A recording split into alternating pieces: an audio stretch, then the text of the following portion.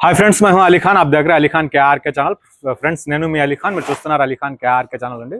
First time మన channel చూస్తున్నారు, please subscribe చేయండి బ్రదర్। ఫ్రెండ్స్ ఈ రోజు మనం వచ్చేసి ఇక్కడ పెద్ద ఫామ్ లోకి వచ్చినాం, ఎలివేటెడ్ ఫామ్। సో ఇక్కడ రెండు బ్యాచ్ల కింద ఉన్నాయన్నమాట। ఒకటి గొర్రెలు పెట్టున్నారు, ఒకటి పొట్టేళ్ళు పెట్టున్నారు। పొట్టేళ్ళు వచ్చేటప్పటికి 180 పొట్టేళ్ళు దాకా ఉన్నాయి ఇక్కడ। నమస్తే అన్నయ్య। నమస్తే అన్న, మీ పేరు ఏమన్నారన్నా? మీ పేరు, మన అడ్రస్ ఎక్కడ ఉన్నాం అనేది ఒకసారి। నా పేరు ఆదిశేషు, మేము వచ్చి సత్సాయి డిస్ట్రిక్ట్ ఆమర్గూరు మండలం తిమ్మరకుంటపల్లి। నా ఫామ్ పేరు వచ్చి RV seed goat farm. So Adishesh అన్న, సో నేను ఎక్కువ మాట్లాడను, షెడ్ ఇవన్నీ తర్వాత మాట్లాడుకుందాం। సింపుల్ గా చెప్పాలంటే నేను ఒక జాబ్ లో ఉన్నాను, లేదా వేరే ఫీల్డ్ లో ఏదో ఫీల్డ్ లో ఉన్నాను। నేను ఈ పొట్టేళ్ల పెంపకం పెంచాలా అనుకుంటున్నాను, మీరేమంటారు దానికి సమాధానం? అంటే దీని గురించి ఫుల్గా మనము యూట్యూబ్లో చూసి వచ్చే కన్నా కానీ లైవ్లోకి వచ్చి ఒక ఫామ్ దగ్గర వచ్చి ఎంక్వైరీ చేసి దీంట్లో దిగడం, నా డీసెస్ అని కనుక్కొని దిగడం బెస్ట్। సో లైవ్ లోకి వెళ్ళి చూసి తెలుసుకునేసి చెయ్యాలా అనేసి అంటున్నారు మీరు। సో నేను చెప్పేది అంటే లైవ్ లో వెళ్ళడానికి అవకాశం లేదు నాకు తెలిసినంత వరకు। సపోజ్ మీ ఫామ్ దగ్గరికే నేను వచ్చేసి నా 4 రోజులు పనిచేస్తాను, మీరు ఎలా చేస్తున్నారు ఏం చేస్తున్నారు చూద్దాం అనుకుంటే మీకు కుదరదు। మీరు బయట మీ ఫీల్డ్ లో మీరున్నారు, ఇక్కడ వర్కర్స్ ఉంటారు, వాళ్ళకు ఉండడానికి వసతి లేదు, ఇలాంటి ప్రాబ్లమ్స్ చాలా ఉన్నాయి। అవును, అది తెలుసుకోవడానికి అవకాశం లేదు। సో ప్రాఫిట్ కనిపిస్తుంది అనేసి దిగుతా ఉంటారు। అంటే ప్రాఫిట్ వస్తుంది అనేది, మనం ప్రాఫిట్ ఎంత వస్తుంది అంత వస్తుంది, దిగకూడదు। ఫస్ట్ ప్లస్ అయినా మైనస్ అయినా దిగాల। ప్రాఫిట్ అనేది ప్రెజెంట్ అయితే రాదు, ఎందుకంటే దీంట్లో ఫస్ట్ ఆప్షన్ వచ్చి మోటాటి ఫస్ట్ ఎంత తగ్గించుకుంటే అంతే। సెకండ్, పిల్ల రేట్ ఎక్కువ పెట్టకూడదు, పిల్ల రేటు పెట్టినా అంటే అమ్ముకోలేం।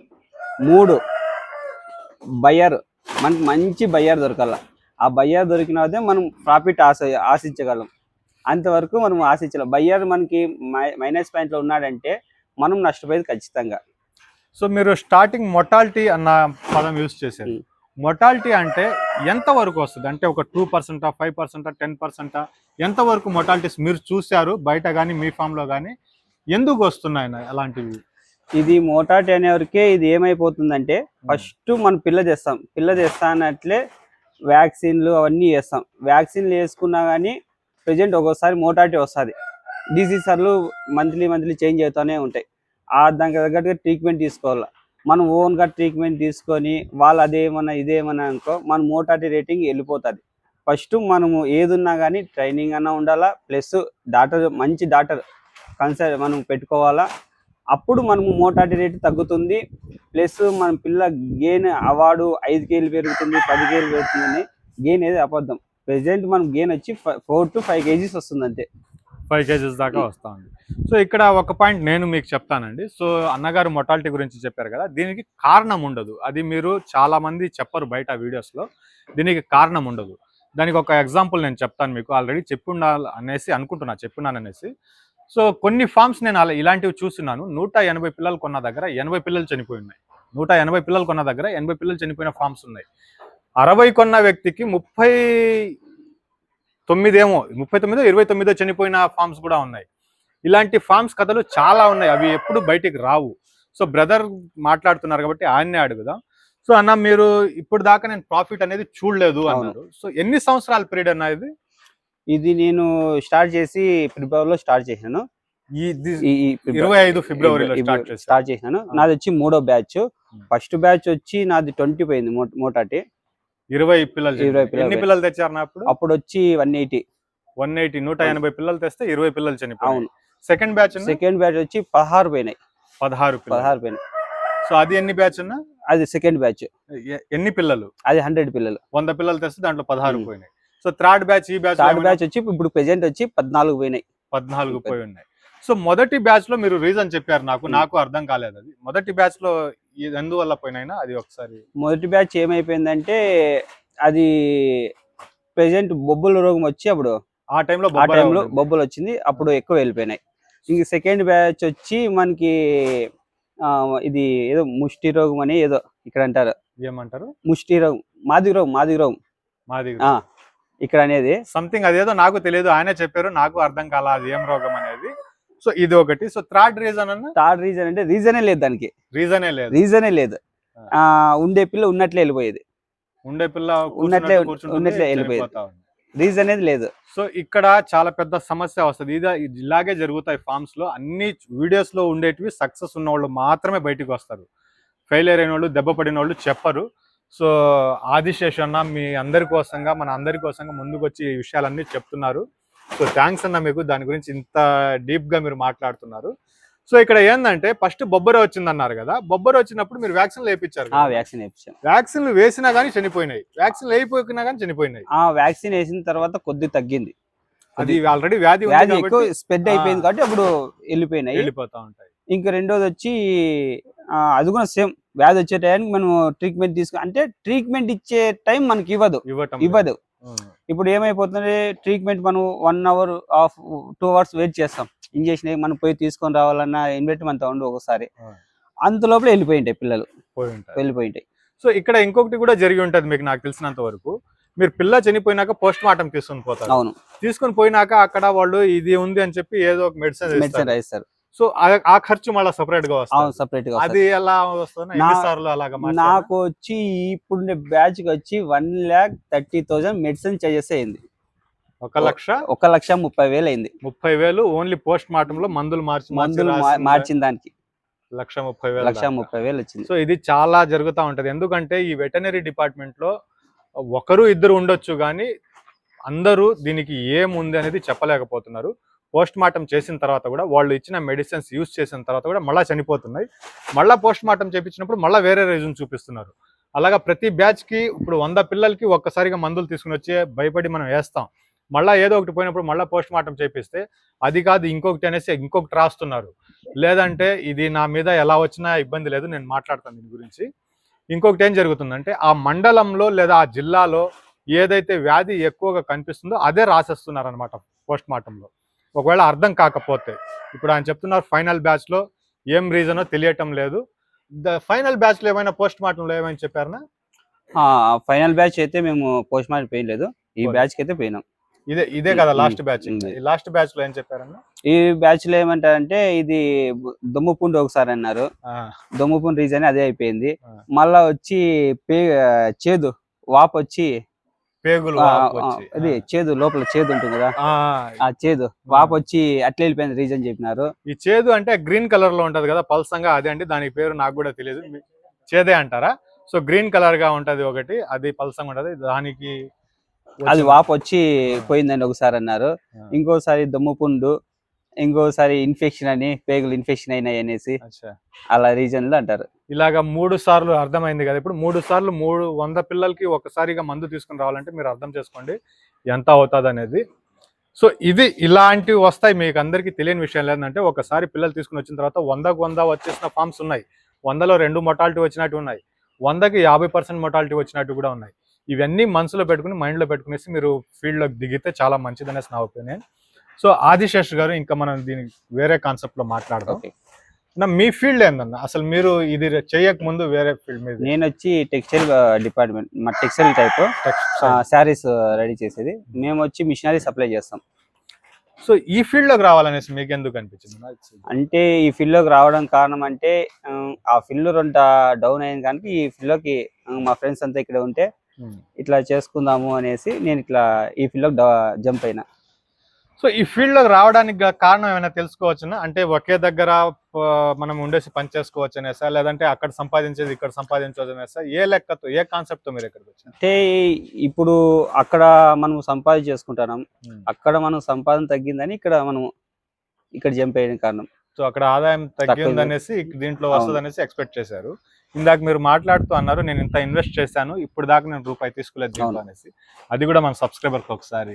నేను వచ్చి ఫామ్ కి ఇప్పుడు వచ్చి దాదాపు అంటే 70 లక్షలు ఖర్చు పెట్టిన, మొత్తం షెడ్ కి పిల్లలకి A to Z. ఇంతవరకు నేనైతే 1% ప్రాఫిట్ కూడా ఒక్క రూపాయి కూడా తీయలేదు. 3 బ్యాచ్లు తీస్తున్నారు, 70 లక్షల ఇన్వెస్ట్మెంట్ చేసేస్తున్నారండి. ఇంకా చేతిది పడతా ఉంది లేబర్స్ కనేది, వీటికి అనేది, వాటికి అనేసి. సో ఇంకొక పాయింట్ కూడా మీరు అన్నారు. సో మొదటి బ్యాచ్ లో నేను 1 రూపాయి తీసుకొని పోకపోవడానికి కారణం మొదటి బ్యాచ్ లో దొమ్మర వ్యాధి అనేది వచ్చింది, సో అక్కడ నాకు సరిపోయింది అన్నారు. సెకండ్ బ్యాచ్ లో వేరే వ్యాధి వచ్చింది, అక్కడ సరిపోయింది అన్నారు. థర్డ్ బ్యాచ్ లో మొత్తం పిల్ల బాగుంది. బాగుంది. సో ఇప్పుడు ఎందుకు మీరు గెయిన్ చేయలేకున్నారు. ఇప్పుడు పిల్ల బాగుంది, అన్ని హెల్తీగా ఉన్నాయి, వెయిట్ గెయిన్ బాగుంది. కానీ మార్కెట్ వచ్చేసరికి మార్కెట్ ఫుల్ డౌన్. సో నేను ఒకప్పుడు 380 390 అమ్మినోని ఇప్పుడు 340కి అడుగుతున్నారు. 340 దాకా. 340కి అడుగుతున్నారు. అలాగే ఈ సీజన్ వచ్చేసి ఇప్పుడు జూలై ఎండింగ్ లో ఉన్నాం మనం, 25 జూలై ఎండింగ్ లో ఉన్నాం. ఏంది ఇది? శ్రావణ మాసం. సో ఇది కూడా ఒక రీజన్ అనుకోవచ్చా? రీజన్ అంటే ఇప్పుడు అదే అనుకోవాలి, ఇంకా అదే కూడా అనుకోవాలా. అందులో ఒకటి ఇప్పుడు ఫార్మింగ్స్ ఎక్కువైపోయి అందరూ ఇలానే సాఫ్ట్వేర్ జాబులు చేసే వాళ్ళు కూడా ఈ పనిలోకి వచ్చేసి, ఇక్కడ మన టీఎంఆర్ తీసుకుపోయే ఒక అతనే బెంగళూరులో జాబ్ చేస్తాడు, ఆయన ఇదే పనే. మళ్ళా ఇక్కడ ఎంఆర్ఓ గవర్నమెంట్ దగ్గర, ఎంఆర్ఓ గవర్నమెంట్ ఎంప్లాయ్, ఆయన కూడా ఇదే వర్కే.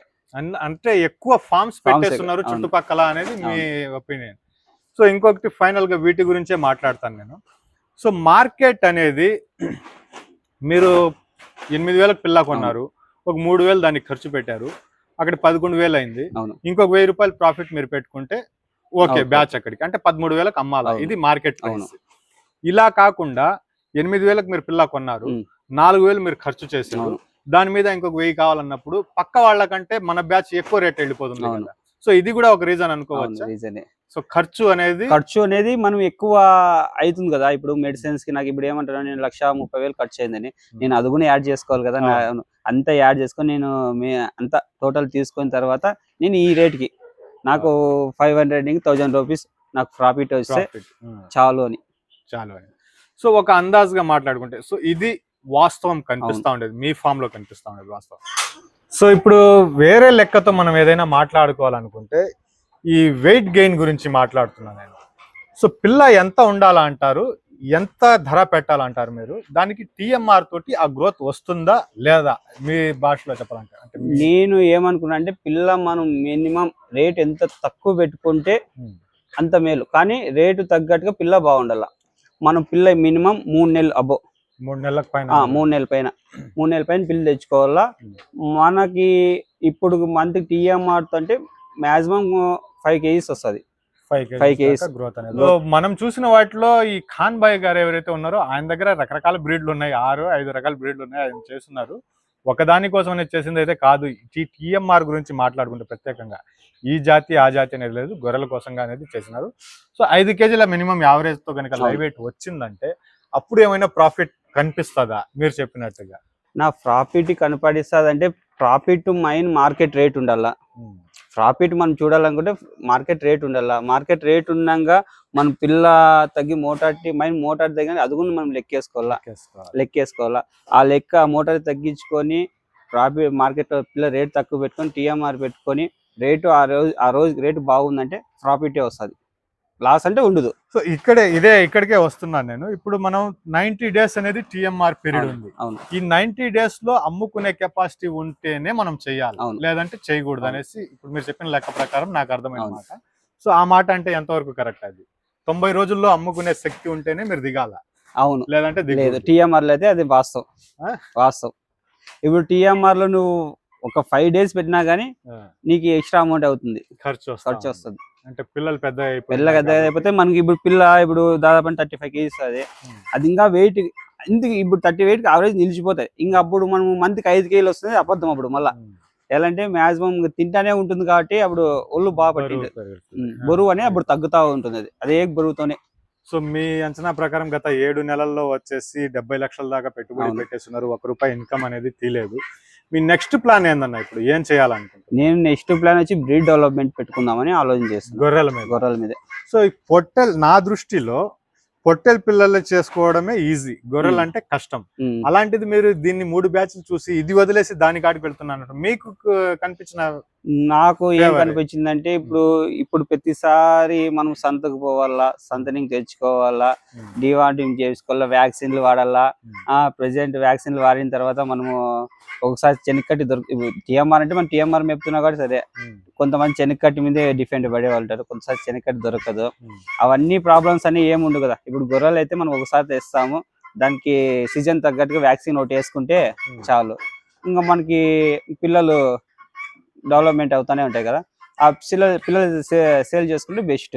ఇది అంచనానా లేదా ప్రాక్టికల్? ఇప్పుడు మీ ఫామ్ లో గొర్రెలు ఉన్నాయి, సో ఎన్ని గొర్రెలు ఉన్నాయి? ఇవి ఇప్పుడు మనతో గొర్రెలు వచ్చి మొత్తం టోటల్ గొర్రెలు అన్ని 350 ఉన్నాయి. పిల్లలతో చేరి పిల్లలతో కలిపి 350 ఉన్నాయి. సో ఇప్పుడు మీరు ప్రాక్టికల్ గా చూసి చెప్తున్నారు ఈ మాట, లేదంటే ఇప్పుడు చెప్పినట్టుగా అందాజుగా చెప్తున్నారు? అంటే ప్రతిసారి పిల్ల కొనాలా, మాటి వస్తా ఉంటది, ఇది అందాజ్ తోటి చెప్తున్నారా? ప్రాక్టికల్ గా చేసి చెప్తున్నాను. అవును, ప్రాక్టికల్ గా మనము పోయినాము, చూసినాము, ఇక్కడ కష్టాలు మనం చూసినాము, కష్టాలు తగ్గట్టుగా మనం ప్రాఫిట్ ఏం చూడడం లేదు కాబట్టి వద్దు అనేసి. సో ఇక ఈ బ్యాచ్ లో 350 బ్యాచ్ లో ఈ పిల్లలు ఎన్ని ఉన్నాయి? 180 చెప్పారా? ఇప్పుడు పిల్లలు సన్న పిల్లలు అవి వచ్చి 130 ఉన్నాయి. 130 పిల్లలు మీరు నేను ఈ రోజు అమ్మినా గానీ 7,000 అమ్ముతాను పిల్ల అనేసి చెప్తున్నారు. సో ఎన్ని నెలల బ్యాచ్ నాది ఇప్పుడు? అది వచ్చి 3 మంత్స్ అవుతుంది. 3 మంత్స్ అవుతుంది. సో మనం గొర్రెలు తెచ్చిన తర్వాత మొదటి బ్యాచ్ అది సేల్ పెట్టడానికి. సో మీరు అన్నట్టుగా 7 రూపాయల లెక్కన వేసుకున్నా గానీ, సో మీరు చెప్పే లెక్క ప్రకారం మీరు చేసిన ఇన్వెస్ట్ లో 50% ఈ బ్యాచ్ లో మీ అమౌంట్ మీకు రిటర్న్ వచ్చేసినట్టే. ఒకవేళ మీరు ఇప్పుడు కనుక అమ్మితే, ఇది 7,000 పిల్ల కనుక అమ్మితే, మీరు పెట్టిన పెట్టుబడిలో 50% మీకు వచ్చేసింది. ఇంకొకటి కూడా మీరు చెప్తా ఉండేది, మీరే చెప్పండి మీ తోటి, వినాయక చవితి ఇప్పుడు నావి మొత్తం అన్ని ఇప్పుడు గొర్రెలు వచ్చి 60 గొర్రెలు సూట్ అయినాయి. వినాయక చవితికి పిల్లలు అవుతాయి. వినాయక చవితి అంటే ఇంకెన్ని నెలలు ఉందన్నారు? ఇంకా 1 మంత్ ఉంది. 1 మంత్ లోపల ఇంకొక 60 పిల్లలు. సో అక్కడి నుంచి ఒక 3 నెలలు అంటే నవంబర్ కల్లా మళ్ళా ఇంకొక 3 మంత్స్ బ్యాచ్ ఇదే విధంగా మీరు చెప్పినట్టుగా ఒక సేమ్ ప్రైస్ లో కనుక వచ్చిందంటే అక్కడి నుంచి మనకు ఒక 25% రికవరీ అవుతుంది. అంటే టోటల్ మీద ఒక 9 మంత్స్ కి మీరు పెట్టిన పెట్టుబడిలో 75% రికవర్ అయిపోయినట్టు లెక్క. యానిమల్స్ మొత్తం ఇక్కడే ఉన్నాయి. సో గొర్రెలు ఏదైతే ఉన్నాయో అవి డబ్బు రూపంలో అక్కడ ఉన్నాయి. ఈ పిల్లలు వచ్చేటప్పటికి మనం పెట్టిన అమౌంట్ రికవర్ అనేది కొద్దిగా వచ్చింది అనేసి. సో ఇది బెస్ట్ అనిపిస్తుంది. అది బెస్ట్. సో ఇప్పుడు దీనికి మార్కెట్ లేదన్నారు. పెద్ద పొట్టేళ్లు పెంచిన తర్వాత మా చుట్టుపక్కల అంతా చాలా ఫార్మ్స్ ఉన్నాయి. కనిపించిన ప్రతి వ్యక్తి పొట్టేళ్ల ఫామ్ లోకి వచ్చేస్తున్నారు. అలాగే కొన్ని రోగాలు ఇవి అవి అన్నారు. వీటికి మార్కెట్ లేదు. చిన్న పిల్లల కన్నా మార్కెట్, చిన్న పిల్లలు అంటే ఇప్పుడు సేమ్ నా మాదిరే వస్తారు. నేను ఫామ్ పెడుతున్నాను, నేను ఫామ్ నాకు ఇప్పుడు పిల్లలు కావాలా, నేను పిల్లలు కొనాలంటే నా దగ్గర రావాలా, అలా రీజన్ అనేది ఉంటుంది కదా. ఇప్పుడు పెద్ద పిల్లలు ప్రతి ఒక్కతా దొరుకుతాయి, చిన్న పిల్లలు అంతతో దొరకవు కదా. అందులోనూ ఫామ్ లో పిల్ల అంటే మార్కెట్ రేట్ కంటే కూడా ₹1 ఎక్కువగానే ఉంటది. పెట్టినా గానీ తీసుకునే వాళ్ళు చాలా మంది ఉన్నారు. అందులో ఇప్పుడు ఫామ్ లో పిల్ల అంటే మొత్తం మన వ్యాక్సిన్లు అన్ని వాడేసింటారు అనుకుంటారు. ఇప్పుడు మనము సంతలోకి పోయిందంటే వ్యాక్సిన్లు వాడు రైతు వాడు దళారు వేసినాడు, వ్యాక్సిన్ లేదు. మన ఫామ్ లో పెడతానంటే వ్యాక్సిన్ PPR వేల్చింటారు, డివాంటింగ్ చేయించారు, HS వేసిందే, మనం అన్ని వేసి మనం యాక్టివ్ గా ఉంటాయని. ఇప్పుడు ఆల్మోస్ట్ రైతులంతా ఫామ్ తో పిల్ల దొరుకుతా ఉందా తీసుకుందాం. సో చాలా విషయాలు ఉన్నాయండి మాట్లాడేది. అంటే ఒక్కొక్కటి మాట్లాడుతూ ఉంటే మైండ్ లో నుంచి ఒక క్వశ్చన్ ఎగిరిపోయి ఇంకో క్వశ్చన్ వచ్చేస్తుంది అనమాట. ఇలా కన్ఫ్యూజ్ అయిపోతుందేమో అనేసి వీడియో లెంత్ ని తగ్గించడానికి ఆపుతాను వీడియోని. ఇలాగా ఒక 4 వీడియోల దాకా ప్లాన్ చేద్దాం.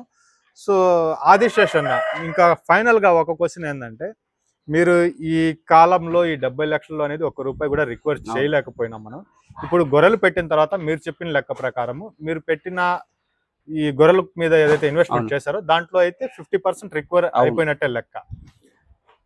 ఈ బ్యాచ్ లో మొత్తం గొర్రెలు పెట్టేసుకుంటే మీ అంచనా ప్రకారం ఎన్ని రోజులకు మీరు ఎన్ని సంవత్సరాలకు రికవర్ అయిపోతారు అనేసి మీకు అనిపిస్తుంది?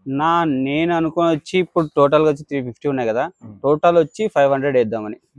500 లో అంటే 1.5 year 2 years లోపల నా బడ్జెట్ అంతా చేరుతుంది. 27 కల్లా మీరు పెట్టిన ఇన్వెస్ట్ మొత్తం చేతికి వచ్చేస్తుంది. ఇన్వెస్ట్ మాత్రమే, ప్రాఫిట్ కాదు, ఓన్లీ ఇన్వెస్ట్ మాత్రమే మీకు 27 కల్లా మీ చేతికి వచ్చేస్తుంది అనేది మీ అంచనా. సో మీరు అలాగే సక్సెస్ అవ్వాలనేసి మనస్ఫూర్తిగా. 27 కావచ్చు, 28 కావచ్చు, టైం బాగాలేకపోతే 28 కూడా అవుతుంది. సో ఫైనల్ ఒక క్వశ్చన్, బయట అంతా గ్రాస్ వేస్తున్నారు, అది మీదేనా అవతల వాళ్ళదా? ఇది ఇక్కడ ఉండేది మంది, ఈ 2 వైపులు ఉండేది. ఇది గడ్డి వేయటం లేదన్నారు ఇందాక మీరు నాతోటి, పచ్చి గడ్డి వేయటం లేదన్నారు. అంటే అలా వేయకపోయినా కానీ గొర్రెలు బాగున్నాయి, వేస్తే బాగుంటున్నాయా? నా గొర్రెలకైతే మనము ఏమి వేయడం లేదు, బయటికి వెళ్ళిపోతున్నాయి. మనము వాటర్ రోడ్ పెడుతున్నాం అంటే మన ఖర్చు ఏమంటే వాటర్ ఖర్చు ఒకటే. ఇప్పుడు ఏమైనా ఎండాకాలం వచ్చిందంటే అప్పుడు మనం ఏమైనా TMR కానీ లేదంటే చెనిక్కట్టి కానీ అప్పుడు యూజ్ చేస్తాం. ఇప్పటి వరకు ప్రెజెంట్ అయితే ఏమి వేయడం లేదు, ఓన్లీ వాటర్ ఖర్చు. సో ఇంత పెద్ద మందం వేయాలంటే ఇంత పెద్ద స్థలం ఉందన్న బయట ఇక్కడ ఉంది. సో వర్షాకాలం వచ్చినా మనము ఇంకోటి ఏమంటే మనకి డిసీజులు తగ్గుతాయి. ఏంటంటే వెల్వెట్ షెడ్ కింద మనం బయట అంటే గొర్రెలేసేకి అక్కడే వర్షం వస్తుంది, అక్కడే పిల్లలు పొరలాడితే అక్కడే ఉంటాయి. అట్లా అదే మన వర్షం వచ్చినా మనం ఇక్కడ వచ్చేస్తాయి. సో ఫైనల్ గా ఒక క్వశ్చన్ చెప్పి ఆపేస్తాను వీడియోని. అన్న ఈ షెడ్ పొడుగు వెడల్పు ఎంత ఉందన్న ఇది? ఇది వచ్చి జంప్ వచ్చి 76, వెడల్పు వచ్చి 42. 76కి 42. సో దీని గురించి ఒక వీడియో మాట్లాడుకుందాం మనం. ఈ వీడియో లెంత్ ఎక్కువ వచ్చేసింది, దీంట్లో అక్కడక్కడ కట్ చేయాలా, చాలా కన్ఫ్యూజన్గా ఉంది ఇది. సో నెక్స్ట్ వీడియోలో మళ్ళీ కలుద్దాం. ఐ హోప్ మీకు బెస్ట్ ఇన్ఫర్మేషన్ అనేది దొరికింది అనుకుంటున్నాను. అంటే ఇలాంటివి ఎవరు క్యాల్కులేషన్ వేయరు, ఇలా అయితే ఎలా అనేది ఎవరు ఆలోచించరు. జస్ట్ పేపర్ లెక్క ఇంత డబ్బులు పెట్టాం, ఇంత జీవాలు కొన్నాం, ఇంత వచ్చిందనే లెక్కతోనే మాట్లాడతారు, వేరే లెక్కతో అయితే ఇక్కడ మాట్లాడరు. కాబట్టి ఇక్కడ అన్ని వాస్తవాలు మీకు తెలుసాయనేసి అనుకుంటున్నాను. ఐ హోప్ మీకు ఏదైనా డౌట్స్ ఉంటే కామెంట్ రూపంలో రాయండి. అలాగే ఆయన చెప్పారు కదా వ్యాధులు అనేసి, ఆ వ్యాధులు నాకు అర్థం కాల, అది వేరేదేదో చెప్పారు కదా, పచ్చది చేదు, చేదు, అది ఏదమంటారో దాన్ని కూడా కామెంట్ చేయండి, తెలియని వాళ్ళు కూడా తెలుసుకుంటారు. సో నెక్స్ట్ వీడియోలో కలుద్దాం. ఇలాంటివి ఇంకా చాలా వీడియోస్ ఉన్నాయి, నేను తొందరలోనే ప్లాన్ చేస్తానండి. Thank you friends.